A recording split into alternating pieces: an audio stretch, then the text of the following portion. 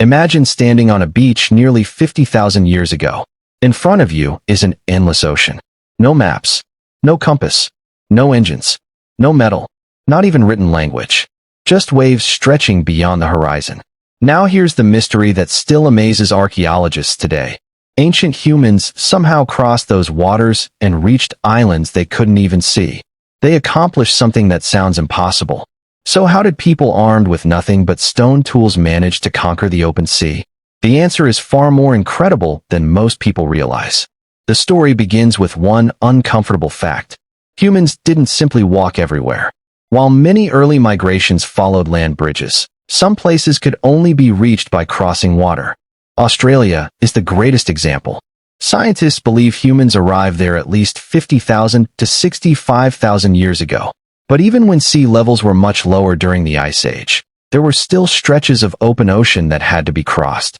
There was simply no way around it. At some point, our ancestors had to look out across the sea and decide to sail into the unknown. If you enjoy uncovering forgotten mysteries like this one, take a second to like the video and subscribe.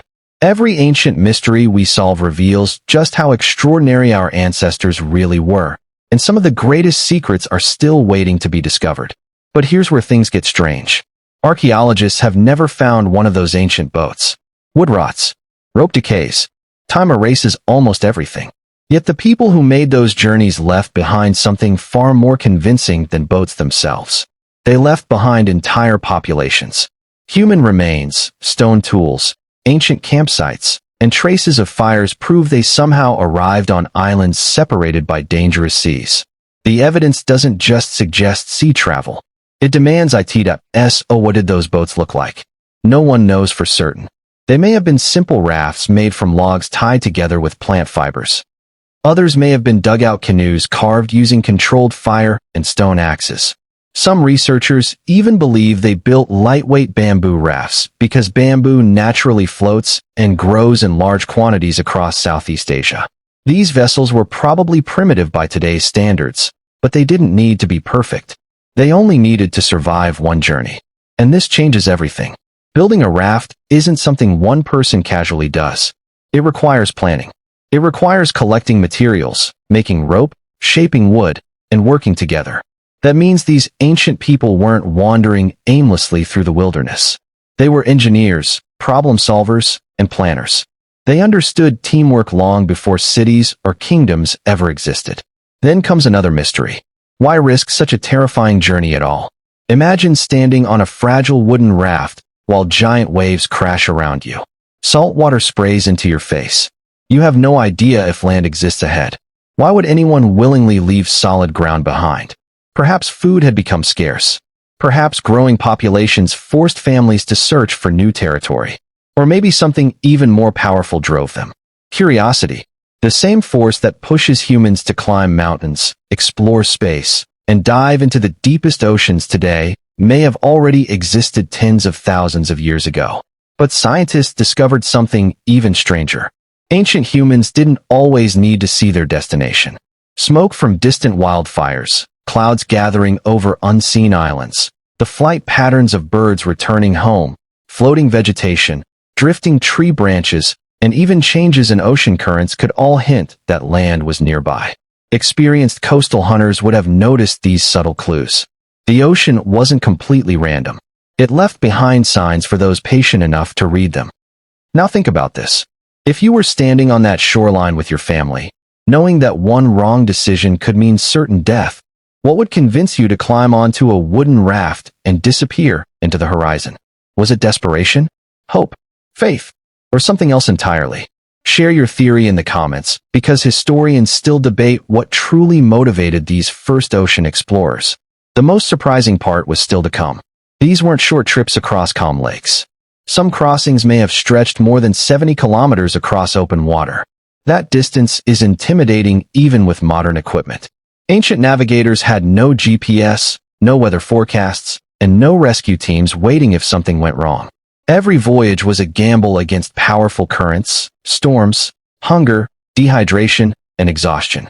Yet somehow, enough people survived to establish thriving communities on entirely new lands. Even more astonishing is that these journeys probably included entire families, not just adventurous young men. To establish permanent populations, groups needed women, children, food supplies, fresh water, and tools. That suggests these weren't accidental drifts caused by storms. They were intentional migrations. People carefully prepared for voyages that could change their future forever. But here's another clue that reveals how intelligent they really were. Ancient people likely learned by hugging coastlines before venturing farther into open water. Every successful journey taught valuable lessons about tides, currents, stars, winds, and seasonal weather. Knowledge passed from one generation to the next slowly transformed fear into experience. Long before written maps existed, the ocean itself became their classroom. Then there is the incredible story of the Pacific. Thousands of years after those first crossings, later seafaring cultures would spread across 1/3 of the Earth's surface, reaching islands separated by enormous distances. They navigated using stars, waves, birds, and the movement of the sea itself. Their achievements remind us that humanity's relationship with the ocean has always been far older and far more sophisticated than many people imagine. For decades, some researchers underestimated the intelligence of ancient humans. They imagined them as simple cave dwellers barely surviving each day. But every new archaeological discovery tells a different story. These people adapted to changing climates, invented new technologies, mastered fire, created art, buried their dead with ceremony, and eventually crossed oceans that once seemed impossible. The stereotype completely falls apart. And here's one statistic that puts everything into perspective. Australia has been inhabited continuously for tens of thousands of years, making its indigenous cultures among the oldest continuous cultures on Earth. Their ancestors completed one of humanity's earliest known sea crossings long before the pyramids, long before agriculture, and long before history was ever written. That single achievement rewrites what we thought early humans were capable of.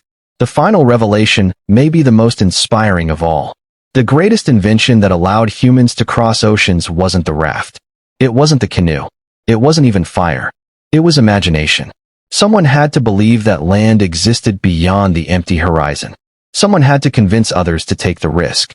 Someone had to picture a future they couldn't see. Every voyage that followed began with that single impossible idea. So the next time you stand beside the ocean, remember this. Those endless ways were never just barriers. To our ancestors, they became roads leading to entirely new worlds. Without their courage to sail into the unknown, the map of human civilization would look completely different today. If you love uncovering forgotten history, ancient mysteries, hidden truths, strange science, and the incredible stories that shaped humanity, subscribe and join us for the next journey. Because the deeper we explore the past, the more astonishing our future begins to look.